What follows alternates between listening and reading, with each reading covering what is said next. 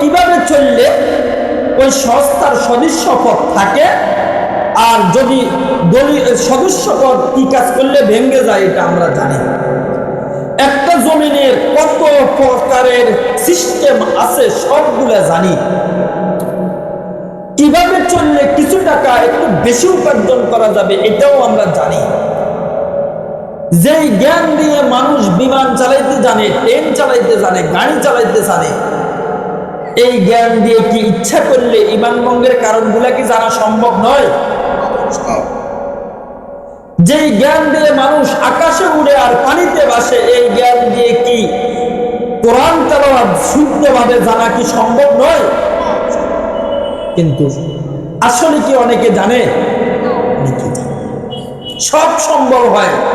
দ্বীনের ব্যাপারে আসলে আমরা উদাসীন, দ্বীনের ব্যাপারে আসলে আমাদের কোনো গুরুত্ব নাই।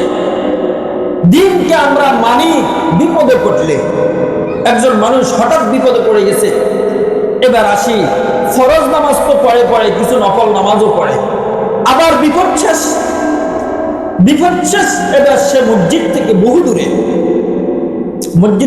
দূরে, আসলে আল্লাহ তাআলা কোরআন কারীমের মধ্যে বলছিলেন যে নৌকাওয়ালা যখন সমুদ্রের মধ্যে নৌকা চালায়, তো যখন সমুদ্রের মাঝখানে থাকে আর দেখে মোটামুটি নৌকা শুধু দূরে, জানি কোন দিকে ঢুকে যায় কোন দিকে পড়ে যায় বলা যায় না, তখন নৌকাওয়ালাও আল্লাহ আল্লাহ বলে, আর নৌকার যত প্যাসেঞ্জার আছে সবাইকে বলে আল্লাহ আল্লাহ বলেন। কি বলে?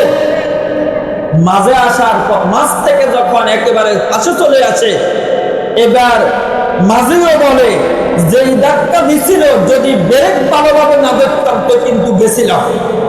আবার যাত্রীরাও বলে মাঝে কিন্তু শক্ত ছিল, নইলে কিন্তু আজকে 12টা বাজতো। কথা বুঝুন না, ঠিক না?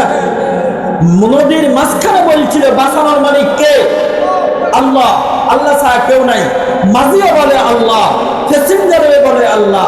নদী থেকে যখন পাশে চলে এসছে, এবার মাঝিওয়ালা বলে আমি ভালোভাবে ব্রেক দিচ্ছিলাম, আমি কিন্তু এদিক সেদিক তাকাইনি, আমার গতি ঠিক ছিল, যার কারণে আলহামদুলিল্লাহ চলে এসছি, এটা আমার বিচক্ষণতার কারণে। আর যাত্রীরাও বলে আমাদের মাঝিটা দীর্ঘদিন নৌকা চালাইতে চালাইতে মোটামুটি মজবুত হয়েছে, যার কারণে যত ধাক্কাই মারছে তেমন কিছু হয় নাই। এই কথা বললে কি ঈমান আছে? ঈমান চলে যায়, ঈমান ভঙ্গের কারণ আছে, কিন্তু অনেকেই আমরা জানি না। তো বিপদে পড়লে আমরা দ্বীনকে মানি, বিপদে পড়লে